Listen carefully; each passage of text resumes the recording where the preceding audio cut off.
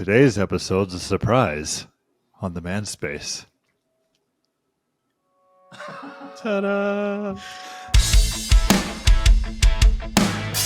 Welcome to the Man Space podcast. We're your hosts, Doctors Matt Brown and Rob Porter, and clinical therapist Mike Porter.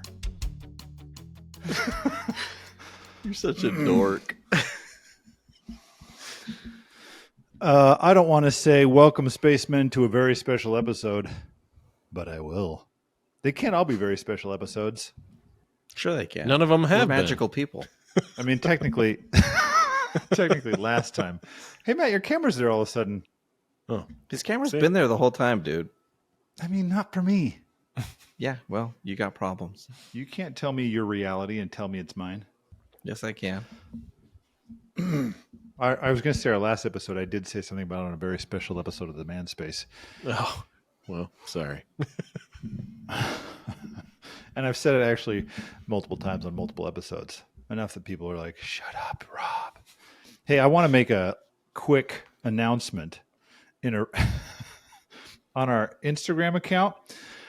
A certain listener recently compared me to Donald Trump and Caillou. Dude, I will say, though, the line, regardless of who said it, I love the line. It's like, I'm actually very humble. I think I'm more humble than you would understand. That was my favorite. It's beyond your level to comprehend. The difference is, I don't think I'm humble. I think I got a problem. Donald wouldn't say that. Here's what's funny. This is another side note. I really liked my wife yesterday. Yesterday was voting day, as you guys may or may not remember. You probably did not do it because most of us actually don't vote in the elections that will affect us the most. We skip all those ones and we vote for the president. The ones that affect us probably the least. But we don't vote for the things like the taxes in our school districts or the stuff that affects our roads. We just skip those ones. But my wife has started taking this very seriously and kind of reading through all the propositions and stuff like that. She sent me a text. I don't even know what the propositions are, but she sent me a text of like 13 propositions. They had a check or an X. It just said like proposition A, check, or, X. And I was like, she's like, just in case, this is how you should vote. I was like, don't tell me what to do. Yeah, but you have awesome. no idea. I had no clue. And I feel like, we tend to line up on a lot of things. So I could probably just go in and do exactly what she said. Can't you? What's the term for like? This isn't probably in these types of elections, but like when you're voting for a person, there's like you can just like straight up go all Republican, all Democrat without even vote the party ticket. Yeah, you vote the ticket. Yeah. Which No voting the ticket on these. You got to think. Even in the major elections, when it's like, you want to vote for this judge? I'm like, well, I don't know. And I like to just periodically, I'll throw this one in and I'll I don't know. Like in the end, I feel like I know the county and state I'm in. I know about how this is going to play out. Does my vote matter that much? Yeah. Inevitably, someone's going to listen to this and be appalled. I know, for sure. Allie will be one of those people. We used to have a dude in our church who would come in and he would announce like, hey, just so you guys know, this week we're voting and this is the stuff on the thing and here's the stuff for city council. And everyone's like, it would be like crickets. Like everyone's like, huh? But actually, I've worked with some people who work with city council. I'm like, man, that's pretty cool. Like they'll tell me like, oh yeah, we're the ones who would make the decisions on like what companies get to come in and like where the roads go. And I was like, oh, that's actually probably the most valuable kind of politics that I should probably be involved in. Yeah. Yeah, I was talking to a guy who's like pretty heavily involved in his community, and he said that he goes, yeah, way more gets done at the local level that affects us day to day. Yeah. And he said, but most people think it's the big stuff. That's the important one. He's like, it's not. What do we know? Apparently my wife knows. So there's that. Now, boys, let me regale you on my experiences of why I freaking loved. I just recently went, so you don't know what it's called, to it's a magazine, I think. Do we still call them that? It's probably not even a magazine. Texas Monthly. You guys know Texas Monthly? Yeah, it's a magazine. Is it actually a magazine? Can you actually buy it in the? Yeah. All right. So they still get it at the grocery stores. They hosted this BarbBQ Fest in Lockhart, Texas. Which, if you're wondering, Lockhart is the barbecue capital of Texas since 1999. What made it? Well, you're about to tell us. Actually, I don't know what made it the barbecue capital of Texas. That seems pretty recent. 1999, right? Yeah. I mean, they do have some. They have some pretty statewide, well-known barbecue joints. Mm-hmm. They have specifically Black's is probably one of the biggest, which to me is extremely mediocre. They have Smitty's, which is texturally my favorite sausage. Kreutz, which has a weird beef shoulder that's fine. And then this place called Chisholm Trail, which has really good breakfast tacos with like smoked fajita meat. It was good. But Smitty's Market. Smitty's Market. I said Smitty's. Oh, I didn't. Oh, hear Smitty's. I went on the website. Oh yeah. They estimate that 250,000 people a year eat barbecue in Lockhart. Maybe that's why it's the capital. Maybe more people go there. It's a freaking awesome town. I love it. But my plans to move there aside. Here's what we did. There was 2 days for this barbecue fest, and I'll try to keep this story captivating and make some good recommendations. One of which, Matt, you could go eat at. It's in Spring, which is, an hour from you? Yeah. What's it called? The place is called Rosemeyer. But I only had one thing from them. So here's what we did on Saturday. We paid for I can't remember what they call it. It was like Tour of the World. They had 10 barbecue places that you paid $55, and you go up and they punch your card and they give you like, here's our like signature dish or just some food we're going to give you. Sunday was like, we didn't go Sunday, but Sunday had like 50 different barbecue places. I think the top 50 or something around, which I'm like, top 50. That's a lot of barbecue places. Yeah. And I don't know exactly what happened on that day, but here's the thing I love most before I get into the barbecue and telling you which ones I think were good. The thing I thought was coolest, every time I go to something like this where it's like a big fair in downtown, you pay whatever you're going to pay or you don't pay. It's just free to go walk around, but everything costs money. Here, like everything was free. Like beyond your 50, whatever you spent to get 10. Beyond my wildest imagination and my 55 that I spent. So what kind of free stuff are we talking? Back scratchers? Better than an AAMFT conference. So like they had Coke had a truck, and you walk up and they just give you a bottle of Coke. I was like, for free? Wow. We had we tasted. Did you have like a wristband or something? No, you had it for the barbecue part. No, for the part that I did, the barbecue where you can go up and try all these different barbecue places. That one you actually have to, you had to have bought the ticket, or you can just go during the day and buy stuff that they're selling. Right, the barbecue places would. But you didn't have to to get into where they're giving the free. You didn't have to pay anything. No. And did you guys know what an uni is? I don't know if I'm saying that right. It's like a pizza. It's like a sea urchin, I think. I thought it was. It kind of looks like one. Is it not seafood? No, it's for pizza. It's like a pizza oven, like a flame. Oh yeah, I know what you're talking about. Yeah. That now I totally want to get, but they were just like chopping pizzas up and handing out slices. I was like, this is the best. Man. Like then some other place, like they were free sampling for their business, or okay. Yeah. And then some other place was like. So we're doing this next year, right? Oh yeah, we're doing this, and we're going to interview people because that's what I always say. How's your uni? But this other place was giving out smoked. It's basically Fritos, right? But they like smoke them and then season them. And all you had to do is follow them on Instagram, quote unquote. There's a huge bag. But I'm like, you free stuff. There's free stuff everywhere. There was also, I bought this smoked pecan pie, which I could not decide if I liked it or not. Mm-hmm. Just so you know. That's all. Becky tried to bite it and she was like, that was disgusting. She's like, why does everything have to taste like smoke? I've had smoked cheesecake before from a barbecue place, and that was good. But smoked cheesecake? Yeah. If you think like smoked cheese, there's a lot of it. So it's just a little. Yeah. It's just a little flavoring of smoke usually, but on the crust of this pie, it was like, oh, that is smoky. And Becky's like, it's like a bacon pie. I was like, well, that sounds rad. I don't know why you'd be complaining.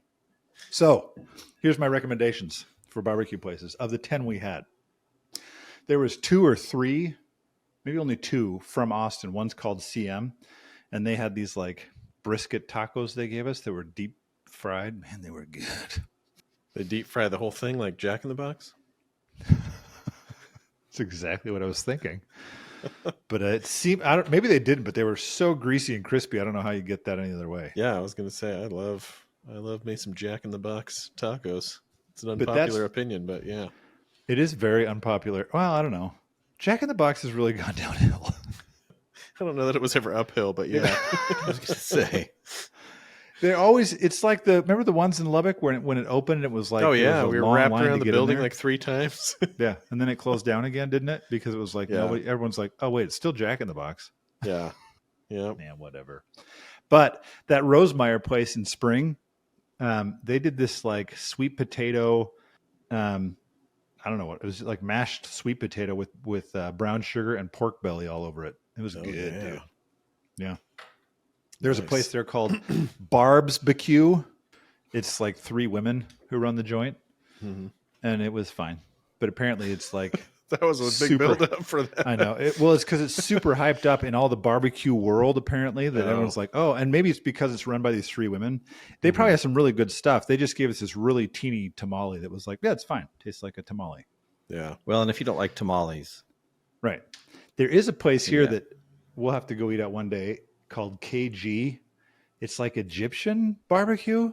Like we had a lamb shank with this like pomegranate chimichurri. Is that the word I'm looking for? It was so good, dude. Nice. Fascinating. But here's what I noticed, and this is why I'm telling you this whole story. Michael looks like he's reading a bill. I called you Michael. Are you reading a bill right now? No, I'm reading about KG barbecue. Oh, I was like, your face got all intense. It was like, huh. So what I noticed is on this little like barbecue crawl type thing of all these different places, there was a handful, a lot of them were new, like 7 of them were like new barbecue restaurants that were kind of up and coming. And they had like cool stuff. It wasn't just like, here's your meat. Like one place I think was, I can't remember if it was actually from Houston or not, but it was called Koi Barbecue, KHOI. And it was like, I don't know what it was. They had like barbecue pork, pulled pork wrapped in like an egg noodle, fishy. It was like pork sushi. That's what I called it. Barbecue sushi. But the old places, this was funny, like Smitty's, which is there in town. So you just actually walk into their place. They didn't have a booth. You walk in and they give you their standard, like they had a saltine cracker with a big old thick pickle on it. And then a little cup of beans and a little slice of their brisket and a slice of their sausage, which, as I've said before, I've eaten in the sausage capital of Texas, which is Elgin, and their sausage is fine. Yeah, I was going to say, I wasn't super impressed. No, but Smitty's had the best texture, though. Like you kind of, if you cut it open, it would kind of like fall apart, which is what I want from my sausage. I don't like stuff that's like, I'm still chewing too much. It should feel like stuff inside of a casing. But the Smitty's and Blacks, man, I don't want to be on a rant, but people come into town and it's like, oh, go to Blacks. I'm like, okay, I've eaten there. It's like, seriously, their brisket, it's like a barbecue. It was like not barbecue, it was like roast beef. Yeah, I feel like there's like no flavor to this. I don't get it. I don't understand. So I feel like it's kind of interesting. The new barbecue places are all like, well, what do we do with the meat we make? Old barbecue places are like, hey, check out this meat. And I feel like unless your meat is like mind blowing, you got to do something else with your meat. Yeah. And now that I can smoke my own meat, it feels like meh. I say, even when it's mind blowing anymore, I think, no, I don't want to just eat meat. Like turn it into something. Like Becky was saying, I don't remember what she was talking about. Oh, she saw a DQ commercial and she's like, gross. It's all like one brown fried color. Why is everything fried? And I said, that's the only reason I go out to eat. I don't fry my own food. I don't deep fry my own food. So if I'm going out to eat, I want somebody else to do it. If it's making a sandwich, I can do that. If it's smoking meat, I can do that. If it's making a steak, I can do that. But I'm not making my own fries. I've got it figured out, guys. And that's why I'm more humble than I think you understand.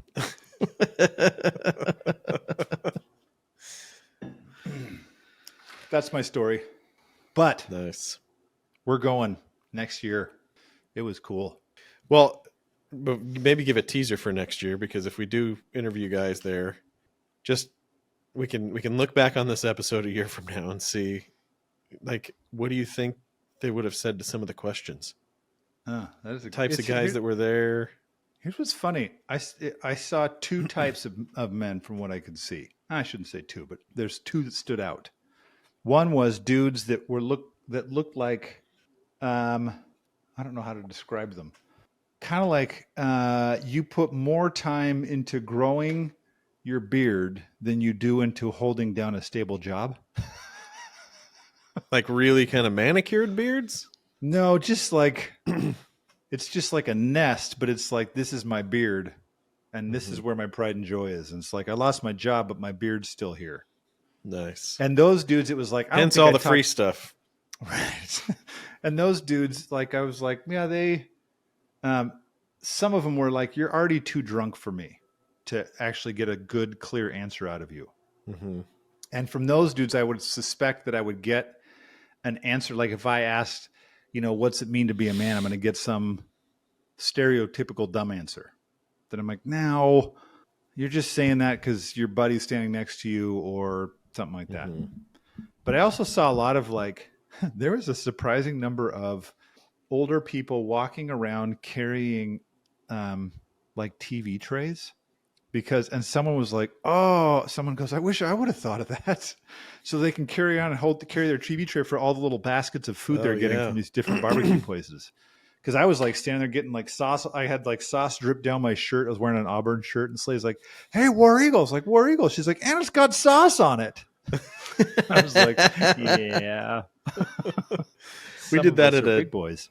We've done that at like chili cook-offs. You take like the muffin tins, and you can get like a little cup of each of the chilies you want.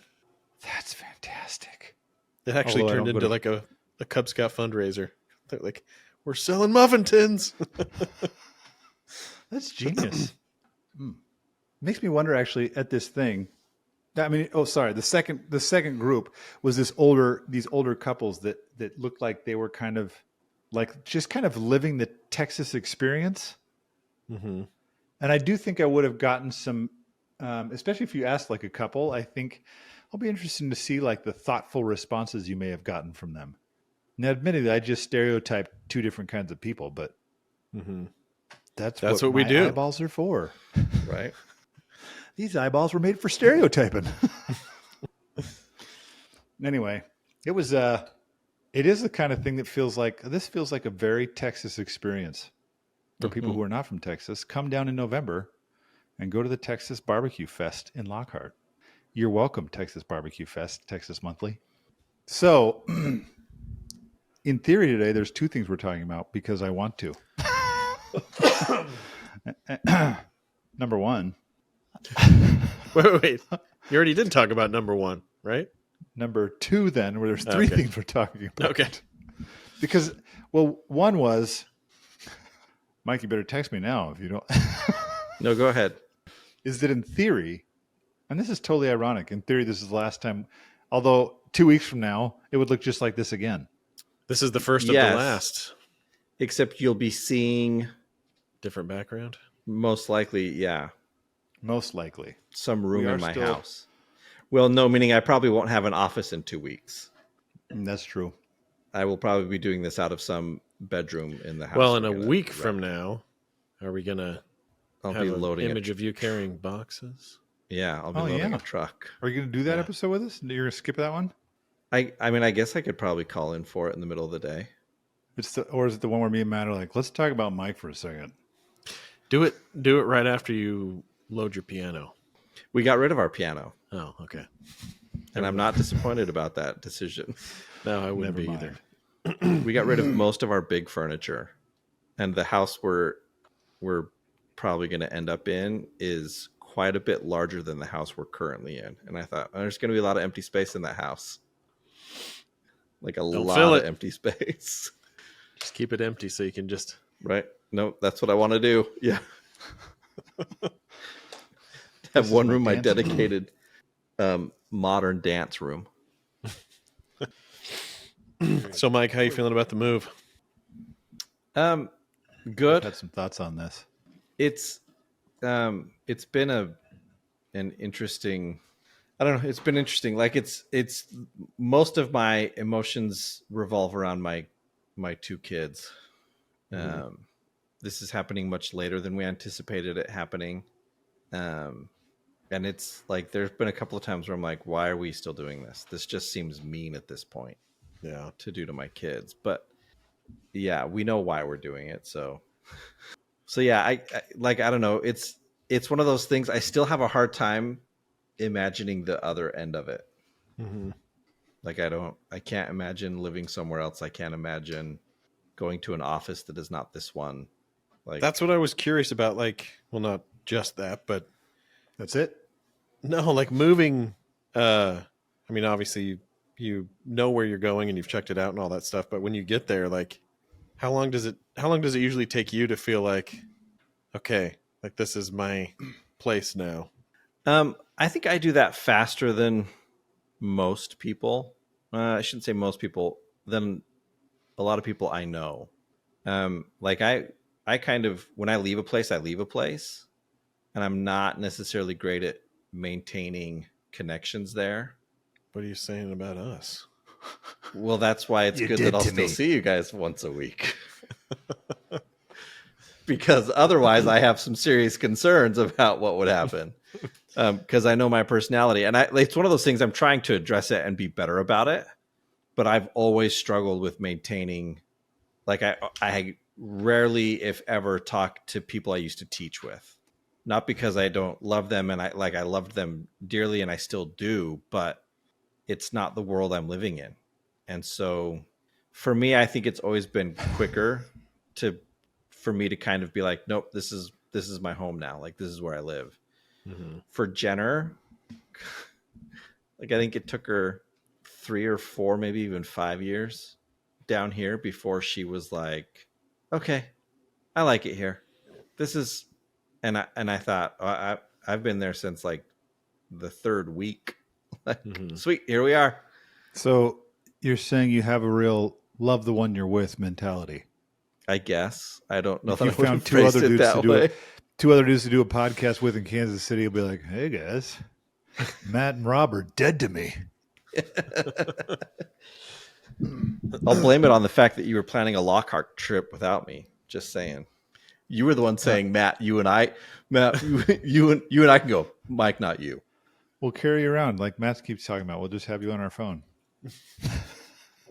We're gonna get you a Segway with an iPad on it. But here's what I wonder, like, because I've been thinking about this, like, this has been a long process. Yeah. That just to watch even, and it's not even over yet. Mm-mm. But, like I've thought, there's like I have my own emotions about this, like even being an outsider, a sense of like relief of like, but then also like, oh, this could be weird. Like, I forgot. It's been a long time. I'm like, oh crap, I'm gonna go back to just sitting in my office by myself, feeling all lonely and stuff. Even though we don't talk to each other, it's like, well, this is gonna blow. Yeah, but you know he's over there. I know. Yeah, there's a lot of truth in that. What's the opposite of the bloom room? The man space. You're gonna have the closing bud room. I was gonna say the tightening sphincter. Oh, don't call it that. There's nothing bad about sphincter. So, but I'm actually going to tie this into the other thing we were talking about, Matt, and maybe we'll do this, but we've talked about this before, this idea of like, how do men process emotions?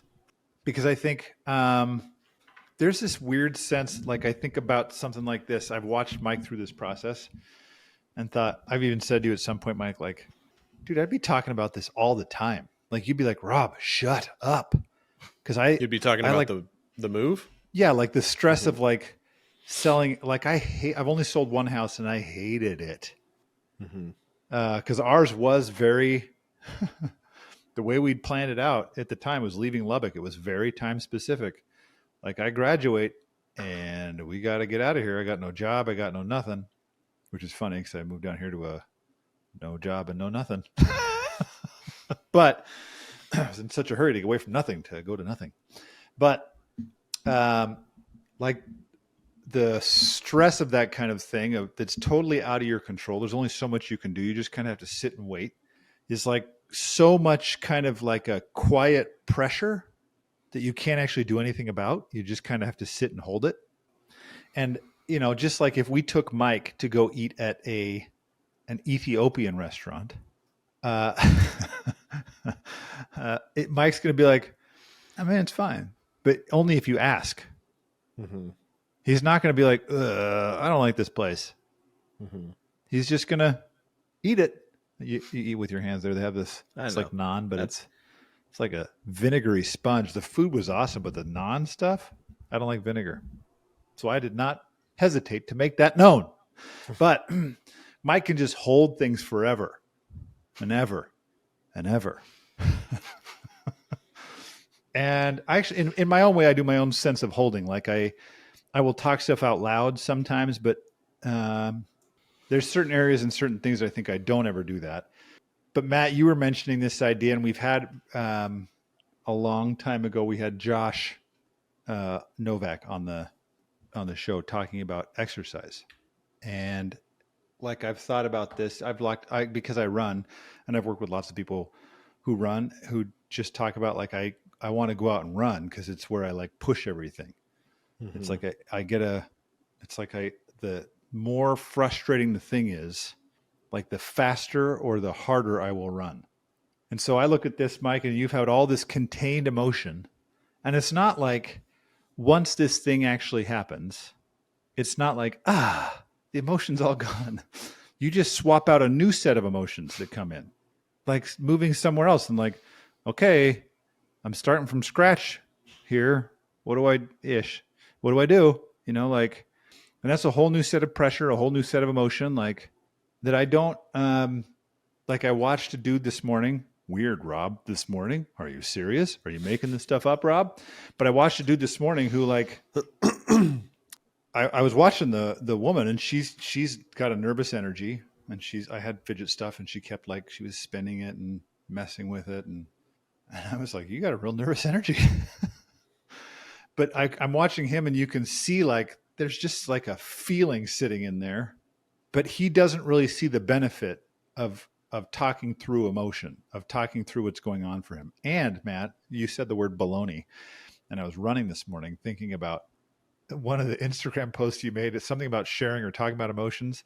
And somebody responded and said, this is baloney. And basically said, it sounded like no one should share their emotions. That's dumb, you know, like, or sometimes I just want to problem solve. Mm-hmm. But I was running this morning thinking, so if I'm writing this is baloney, how do I spell baloney? Not like she did. How did she spell it? Not like Bologna? She spelled it Baloney, baloney, like it sounds phonetically. Yeah, right. Different than Bologna. But I was like, I don't know.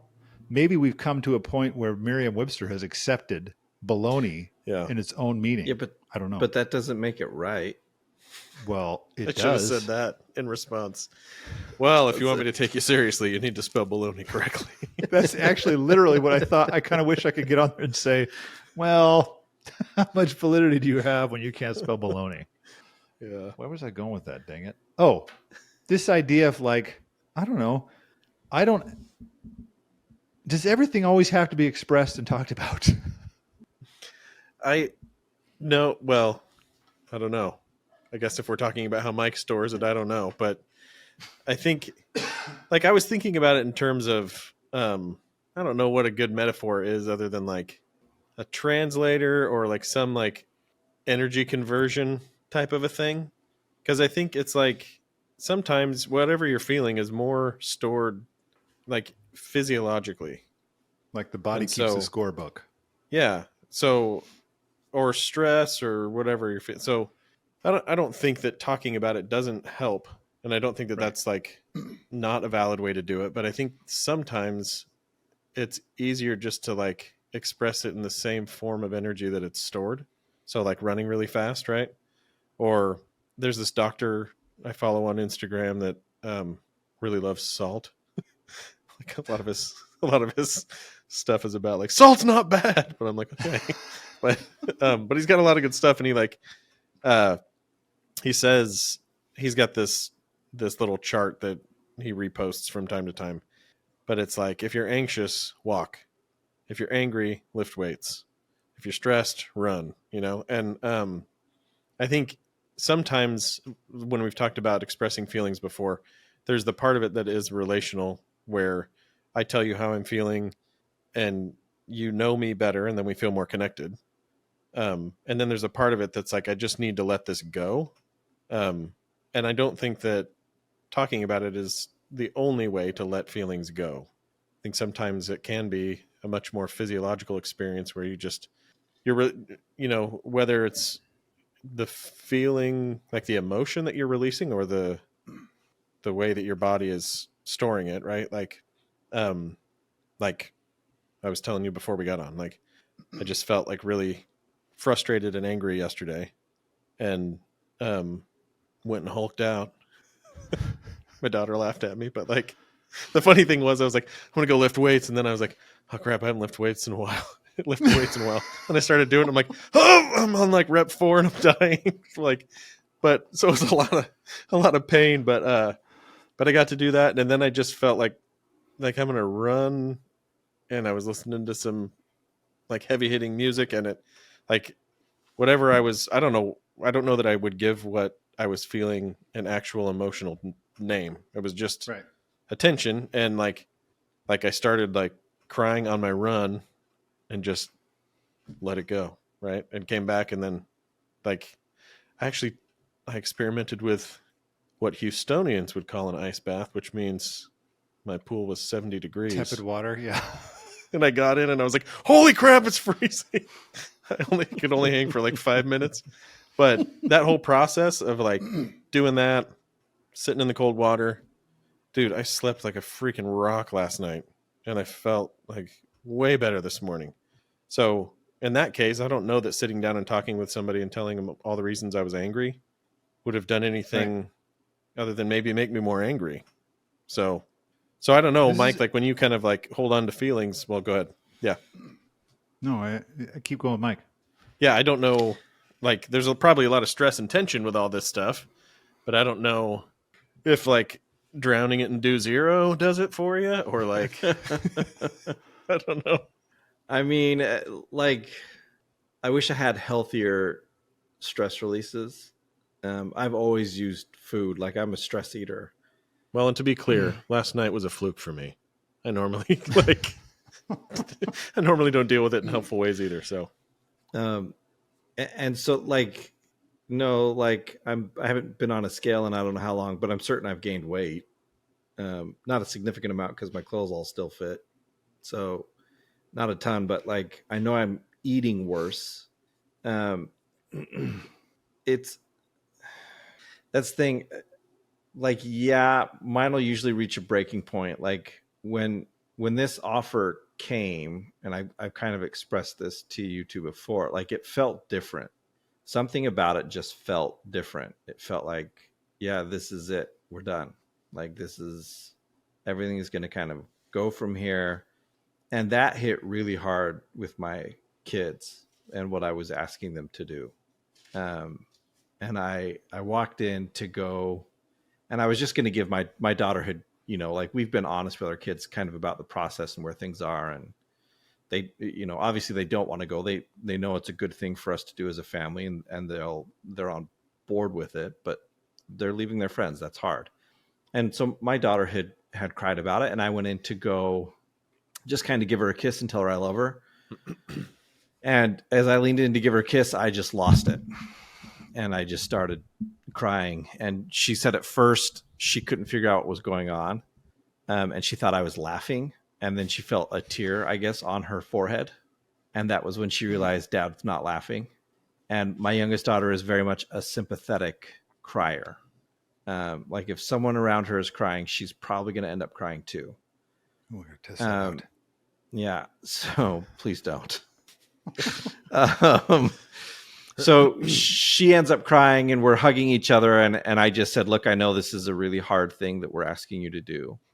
And I've questioned the timing of it. And I said, and every time everything just comes back and says, do it now. Mm-hmm. And so we keep doing it now. And I said, and I know that's going to be harder for you guys, and I'm sorry, but I appreciate that you're doing it. And that was, and then I went upstairs and cried more because again, it was this thing that I was asking my kids to do was suddenly so real and so palpable to me that I just couldn't escape it. I couldn't hide from it. I couldn't put it away. And that's the thing. Like, I don't like the way you describe how I handle this, Rob, makes it sound like, I don't know, like, wow, like I'm a really good dude. No, I know some of it is, I just am not great about sharing certain personal things. Some of it is, and we've talked about this before, I struggle with the idea that no one actually cares. Like they care, but they don't, it doesn't matter to them. They don't care. So why are they going to care that this is stressing me out? They don't care. Right. And so some of that is like my own insecurities at play that keep me from talking about it. And then some of it, Matt, is kind of like what you described. I don't know that talking about it does anything. Mm-hmm. And I know that if, like with anger, it's like you said, often when we talk about it, it just feeds it. Mm-hmm. And it just gets bigger and bigger. And there are times with this that I think, no, if I talk about it, I'm like, once I start, I'm not going to be able to stop. And I can recognize there's nothing productive at the other end. And so I'm not going to start because I'm going to sit and talk and talk and talk. And I'm still going to be sitting here in the same situation because I can't control anything that's happening. And the things that I can control, I was seeking to control. Like I was doing what I could, but most of this was falling outside of my control. And so it's one of those where I just recognize, no, I have to just kind of sit here and it sucks and I don't like it. And then I'll have nights like that one where it would just kind of boil over and I couldn't contain it anymore. Mm-hmm. And that's not the first time in the last 6 months this has happened. It's happened a handful of times where various things will happen. And it's, it hasn't always been move related. Sometimes it's been kid stuff, but it all just piles up and then it becomes too much and I can't hold it anymore. Yeah. And this is actually interesting because as you're talking, I think in my head, I'm kind of separating two things out then, because I don't know that somebody who's feeling very like insecure or hurting is thinking, I need to go work out. That tends to actually make us maybe want to retreat inside versus, right, or like even talk through this with somebody to get some sort of compassion or comfort versus like I've thought about this. I go through these periods in my life where it feels like I will do everything that is asked of me. Like I'll keep taking on more and more and more. And it feels like the payoff is more. Like the payoff is once you've done that, there's more waiting for you to do. And there's no like, because I've done this, I don't know. I finally get to just sit back and relax or like, and I'm not even saying this is logical, but there's this feeling of like a pressure that doesn't leave. And we've talked about this a lot. And actually this is something that, especially during, like, as we talk more about men and mental health, that like men will often describe pressure. Like if you look at memes of like men and mental health, it'll be like a dude lifting up a rock or something like that. And that kind of stuff feels like I don't know what to do with his energy. The more I talk about all the things that are going on for me, the more it seems to become like a problem in my head. It becomes bigger. It's like venting. Like the other day, I was listening to my son talk about all the things that are stressing him out about school. And he starts describing them to me in detail of this big thing and this big thing and this big thing. And I said, hang on, pause for a second. Just tell me in a factual, just give me the facts. Like, what are the things you have to do? Don't tell me that it's like this big, long paragraph. Just say, I have 3 paragraphs I have to do. And I have this and this I have to do. And then I said, and then tell me you're stressed and you're a little bit worried and whatever. Like I want to pull those two apart because you're making it bigger than it needs to be.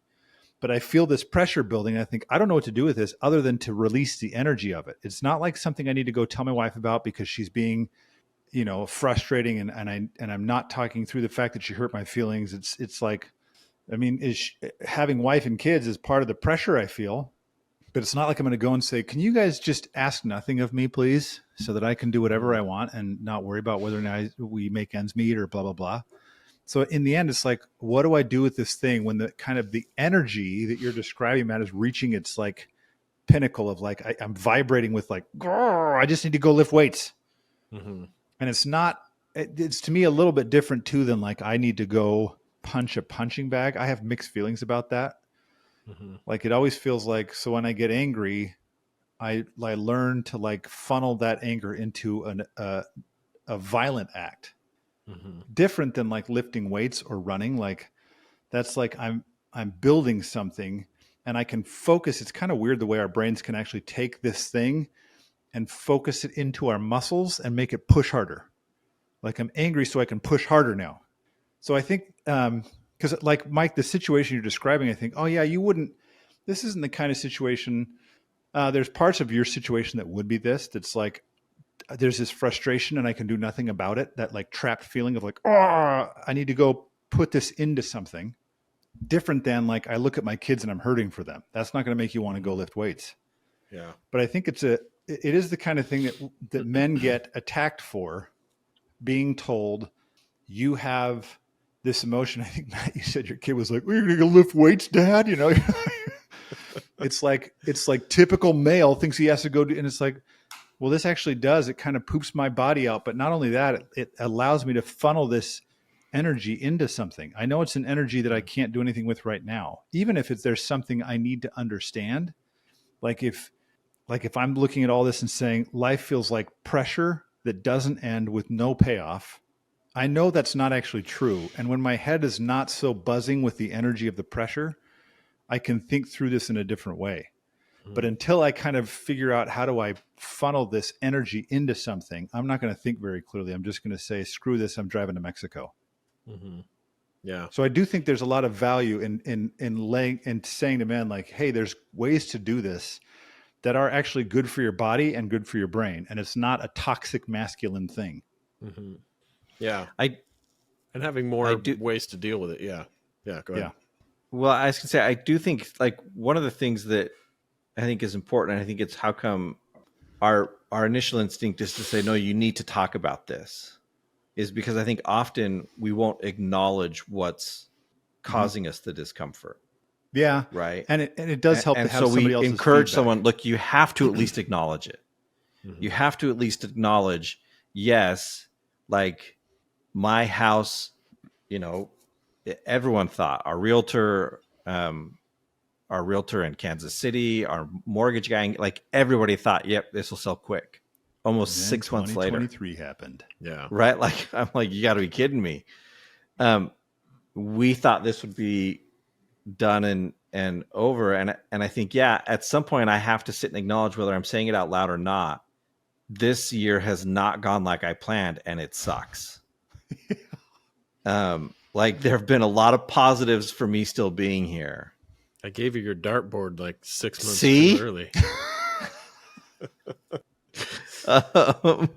You jinxed it, Matt.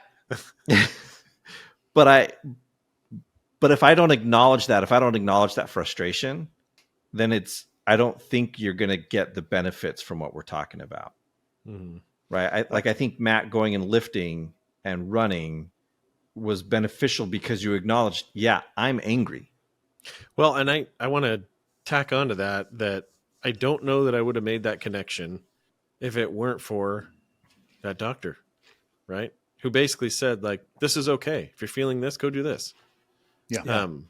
So I think it's helpful to have more statements like that out there in front of people instead of, if you're feeling something, talk about it, right? That is one way to do it, like you're saying.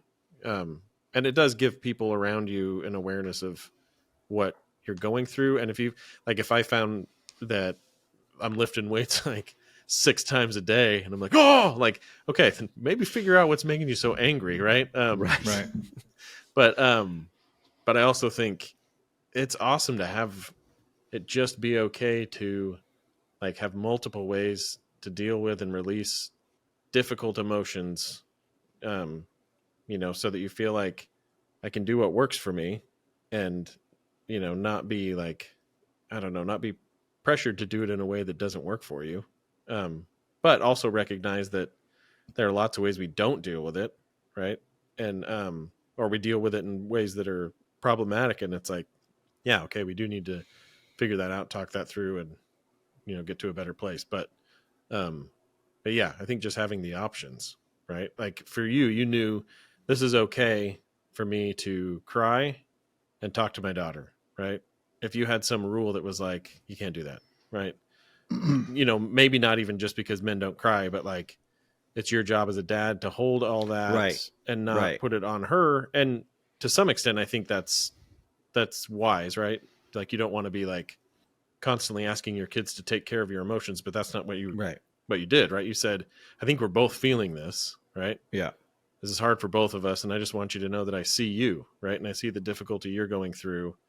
And I want you to feel like I have feelings about that too, right? I'm not just numbing myself to your pain and saying, well, we're going to do this, right? It's like, no, this is hard, right? But we'll be stronger as a result because we've shared it with each other and bonded. And I think that to me sounds like more of a relational feeling you had.